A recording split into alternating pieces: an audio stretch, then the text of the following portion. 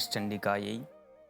माँ भगवती के नवरात्र पर्व पर आप लोगों को माँ जगदम्बिका का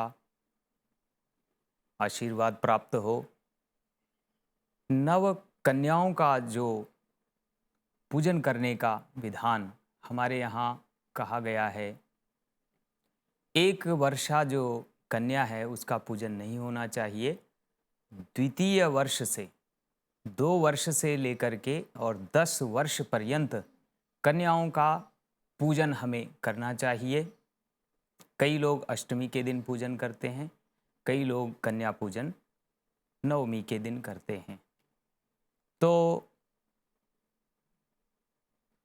2 वर्ष से लेकर के 10 वर्ष तक जो कन्याओं का पूजन का विधान है, तो उसमें त्रिमूर्ति, रोहिणी,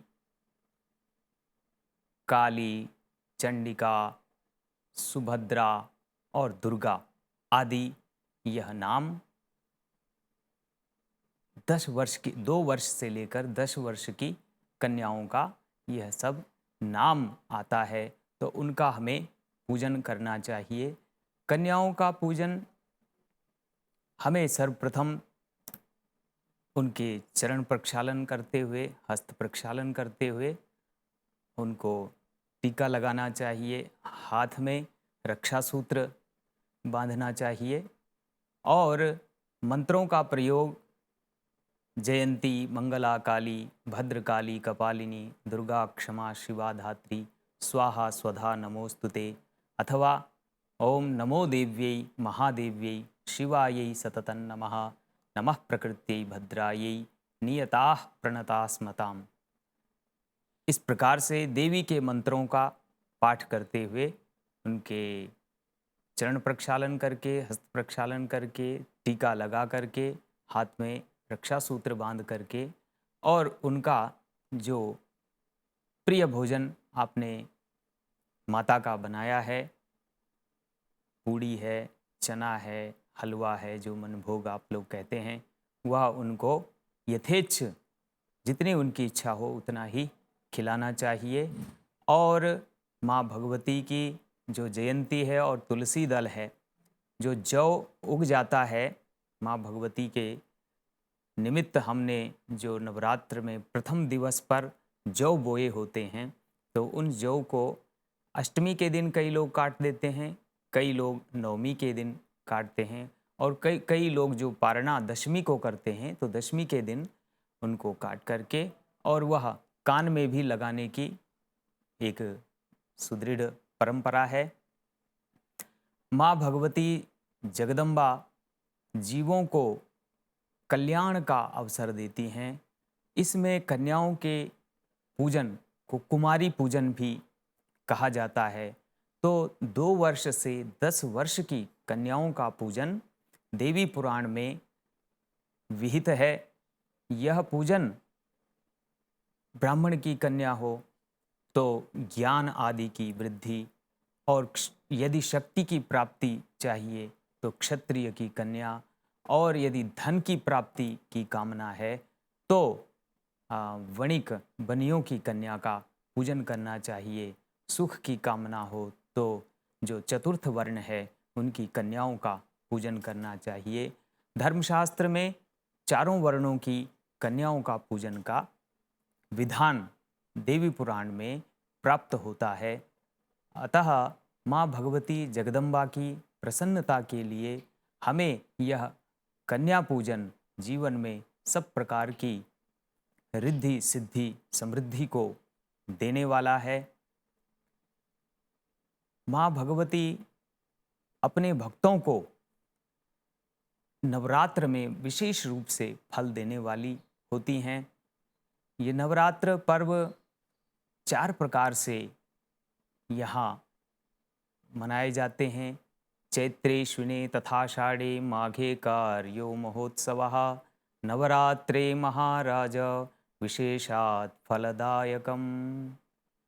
चैत्र में और आश्विन मास में जो शारदीय नवरात्र, आश्विन मास में, चैत्र में वासंतीय नवरात्र और माघ में जो है आषाढ़ में जो है ये गुप्त नवरात्र कहलाते हैं। तो इन चारों नवरात्रों में कन्या पूजन का विशेष महत्व है। इसको कुमारी पूजन भी कहते हैं।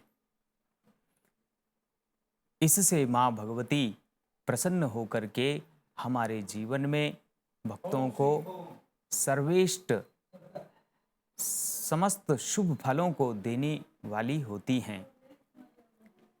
रोगान शेषानपहंसि तुष्टा पुष्णासि कामान् सकलान् भीष्टान् त्वामाश्रितानान्न विपन्नराणां त्वामाश्रिता ह्याश्रयतां प्रयान्ति। माँ भगवती जगदम्बिका का जो आराधन करते हैं वे सब प्रकार के सुख और ऐश्वर्यों से युक्त होते हैं। यत्रास्ति भोगो न तत्रास्ति मोक्षः, जहाँ भोग है वहाँ मोक्ष नहीं है। यत्रास्ति मोक्षो न तत्रास्ति भोगः, श्री सुंदरी सेवन तत्पराणाम भोगश्च मोक्षश्च करस्थ एव। अन्य देवताओं की पूजा में जहाँ भोग है वहाँ मोक्ष नहीं, जहाँ मोक्ष है वहाँ भोग नहीं। लेकिन माँ भगवती त्रिपुर सुंदरी श्री राजराजेश्वरी जगत जननी जगदम्बिका का पूजन, कुमारी पूजन सब प्रकार का फल देने वाला है, भोग और मोक्ष को प्रदान करने वाला है। अतः हमें कुमारी पूजन में सावधानी पूर्वक 2 वर्ष से लेकर के 10 वर्ष की कन्याओं का जो समर्चन होता है उनके लिए अभीष्ट वस्तुएं, वस्त्र आदि भी हम प्रदान कर सकते हैं। उनके लिए हम सरस्वती माता के निमित्त जैसे पुस्तक, लेखनी आदि भी दान कर सकते हैं। इससे हमारे जीवन में हम जो जो पदार्थ कन्या पूजन में देते हैं उसका हमारे जीवन में सहस्र गुणित, लक्ष गुणित, अनंत गुणित फल हमें माँ भगवती जगत जननी जगदम्बिका प्रदान करती हैं। क्योंकि माँ भगवती ही सभी त्वयि कया पूरितमम्बयेतत् काते स्तुति स्तव्य परा परोक्ति ही। माँ भगवती स्त्री के रूप में, उन कन्याओं के रूप में तो साक्षात 2 वर्ष से 10 वर्ष की कन्याओं के अंदर माँ भगवती स्वयं विराजमान होती हैं। तो कहीं त्रिमूर्ति के नाम से, कहीं रोहिणी के नाम से, कहीं सुभद्रिका के नाम से और कहीं चंडिका के नाम से, इस प्रकार से माँ भगवती के कन्या पूजन में हमें सावधान होकर के जगत जननी जगदम्बिका का आवाहन करना चाहिए और कन्याओं का पूजन करना चाहिए। ब्रह्मादि देवता भी माँ भगवती जगदम्बिका का आराधन करते हैं तो वे अपने कार्यों में सफल होते हैं। यत्पादपङ्कजरजः समवाप्य विश्वं ब्रह्मा सृजत्यनुदिनं च बिभर्ति विष्णुः रुद्रश्च संहरति नेतरथाः समर्थाः तस्यै नमोस्तु सततं जगदम्बिकायै। उन माँ भगवती जगदम्बा को हम प्रणाम करते हैं जिनकी चरण रज लेकर के ब्रह्मा जी जगत की सृष्टि करते हैं। भगवान विष्णु जिनकी चरण रज लेकर के, जिनकी कृपा से सृष्टि का पालन करते हैं। और भगवान शिव स्वयंभू विश्वेश्वर महादेव जिनकी कृपा से माँ पार्वती के सहित जीवों को जीवलोक से शिवलोक तक ले जाते हैं। ऐसी माँ भगवती जगत जननी जगदम्बिका त्रिदेवों की भी उपास्या है। माँ भगवती का पूजन मनुष्य को इष्ट लाभ देने वाला है।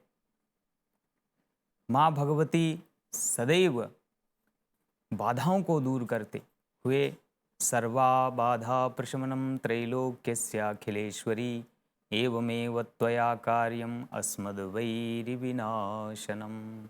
समस्त बाधाओं को माँ भगवती दूर करती है, देवताओं को उनके पद पर पुनः प्रतिष्ठित कर देती हैं। हमारे अंदर जो दुर्भाव हैं वे ही मानो दैत्यों के रूप में हैं, तो उन दुर्भावों को भी माँ भगवती जगत जननी जगदम्बिका दूर कर देती हैं। कुमारी के रूप में उनका पूजन करने से मन गदगद हो जाता है और भक्त की इष्ट कामनाएं सिद्ध हो जाती हैं। ओम नमश्चंडिका यही माँ भगवती का आप सब जनों पर आशीर्वाद बना रहे। मॉरिशस सनातन धर्म टेम्पल्स फेडरेशन की ओर से अतिथि आचार्य के रूप में आपको यह प्रस्तुत किया। सादर धन्यवाद।